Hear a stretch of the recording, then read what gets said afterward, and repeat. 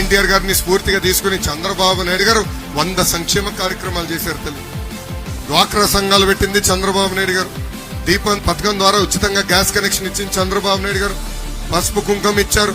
పండగ వస్తే పండగ కానుకలు ఇచ్చారు. ఇంట్లో మీరు భోజనం ఉండకపోయినా పర్వాలేదు, అన్న క్యాంటీన్కి వెళ్ళి భోజనం చేయండి అని అన్న క్యాంటీన్ కూడా ఓపెన్ చేసిన వ్యక్తి చంద్రబాబు నాయుడు గారు. పిల్లలకి స్కూల్ ఫీ రీంబర్స్మెంట్, మన పిల్లల్ని విదేశాల్లో చదివించాలంటే విదేశీ విద్య తీసుకొచ్చారు. ఇట్లా 100 సంక్షేమ కార్యక్రమాలు చేసిన వ్యక్తి చంద్రబాబు నాయుడు గారు.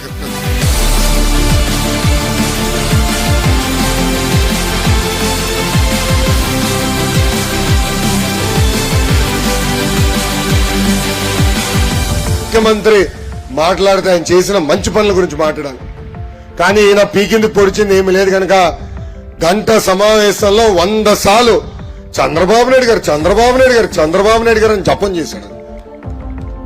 అంటే నాకు ఇప్పుడు డౌట్ వచ్చింది, జగన్ గారు పడుకుంటే కళలో కూడా చంద్రబాబు నాయుడు గారే వస్తారనుకుంటా.